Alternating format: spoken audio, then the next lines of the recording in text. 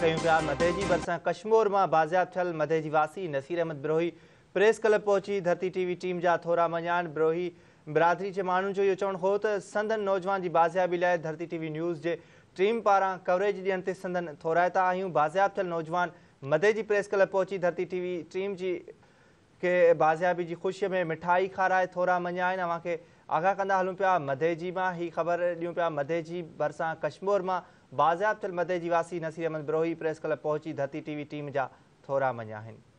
बिरोही बिरादरी जो चवणु हो त हू संदन नौजवान की बाज़ियाबी लाइ धरती टीवी न्यूज़ की टीम पारां कवरेज ॾियण ते संदन थोराइता आहिनि। बाज़ियाब थियल नौजवान मधे जी प्रेस क्लब पहुतो धरती टीवी की टीम के बाज़ियाबी की खुशी में मिठाई खाराई वही है।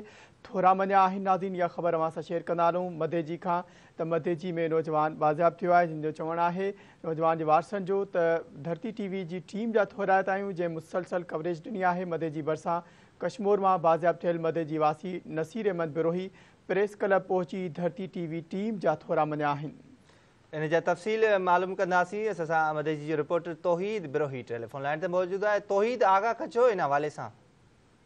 जी बिल्कुल, कुछ ॾींहं अॻु जेको आहे गंगकोट कश्मीर में बाज़ियाब थियल जेको आहे मधे जी वासी ट्रक ड्राइवर जेको आहे नसीर अहमद बिरोही तरफ़ां अॼु जेको आहे धरती टीवी टीम जो शुक्रियो अदा करण लाइ पंहिंजी बिरादरी समेत जेको आहे मधे जी प्रेस क्लब पहुतो, जिते धरती टीवी जे टीम में शामिल धरती टीवी जे रिपोर्टर तौहीद बिरोही ऐं सहाफ़ी आहिनि जेके शोहिब बिरोही, शेर मोहम्मद ऐं हाकिम बिरोही के जेको आहे गुलनि जा हार पाराए ऐं मिठाई खाराए शुक्रियो अदा कयो। उन मौक़े ते मुगवी जे जेके वारस आहिनि ऐं बिरोही बिरादरी जा जेके माण्हू आहे उन्हनि ख़िताब कंदे चयो त जेकी धरती टीवी इदारे जेको आहे असांजी आवाज़ के ऐवाननि ताईं पहुचाए करे असांजे मुगवी जे बाज़ाबी ताईं मुसलसल जेको आहे कवरेज ॾियण ते असां धरती टीवी इदारे ऐं संदसि टीम जा जेके शामिल आहिनि नौजवान आहिनि उन्हनि जा शुक्रगुज़ार आहियूं।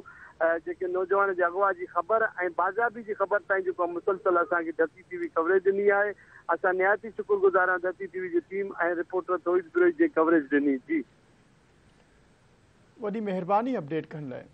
नाज़रीन, तौहीद बिरोही आगाह करे रहे हो। मधे जी मां मधे जी भरिसां कश्मीर में बाज़ियाब थियल मधे जी वासी नसीर अहमद बिरोही प्रेस क्लब पहुची धरती टीवी टीम जा थोरा मञान। अव्हांखे आगाह कंदा हलूं। वाज़े रहे त नसीर बिरोही कुछ ॾींहं अॻु बाज़ियाब थी पहुची वियो आहे। नसीर बिरोही के धाड़ेलनि पारां अगवा कयो वियो हो ऐं उनखां पोइ उनखे तशद्दुद जो निशानो बणायो वियो हो। धरती टीवी टीम मुसलसल उन्हनि जी कवरेज कई ऐं उनखां पोइ हुन जे वारसनि पहुची धरती टीवी टीम जा अॼु थोरा मञा आहिनि।